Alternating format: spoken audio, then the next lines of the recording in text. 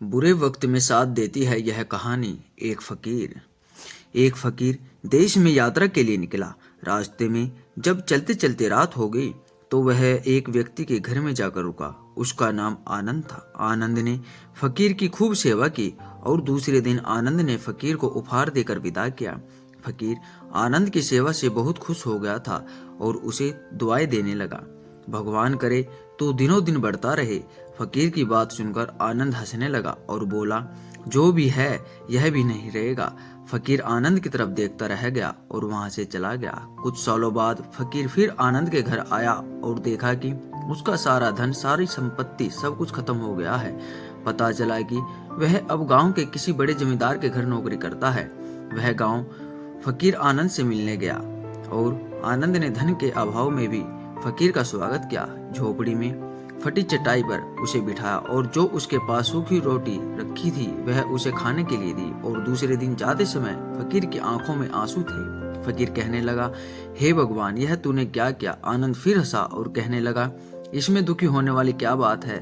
ईश्वर हमें जैसे में भी रखे, हमें खुश रहना चाहिए, क्योंकि समय हमेशा बदलता रहता है और सुनो, यह भी नहीं रहने वाला।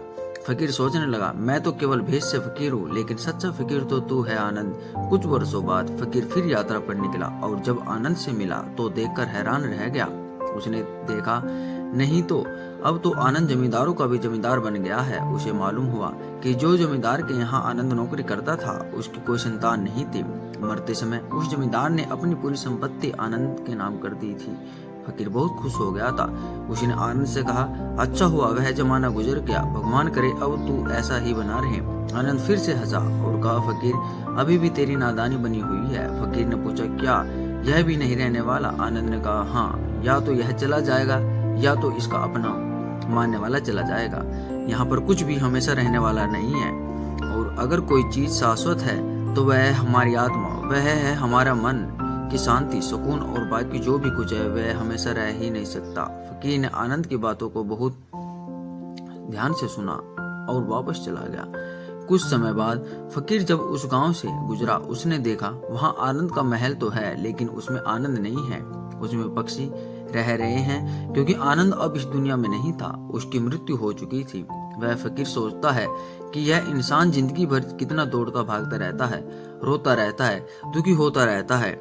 जिन चीजों के लिए इंसान तड़पता रहता है, दुखी होता रहता है, वास्तव में वह चीजें हमेशा रहने वाली हैं ही नहीं, वह सारी चीजें बदलने वाली हैं। यह कहानी हमें सीख देती है कि जब भी हमारी जिंदगी में कोई मुसीबत आए, मुश्किल आए, तकलीफ आए, तो हमें यह सोचना चाहिए कि जिंदगी में इससे पहले जो मुश्किलें आई, क्या वह रुकी?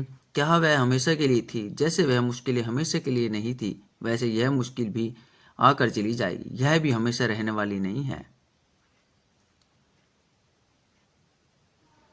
अगर कहानी अच्छी लगी हो तो लाइक करें, चैनल को सब्सक्राइब करें।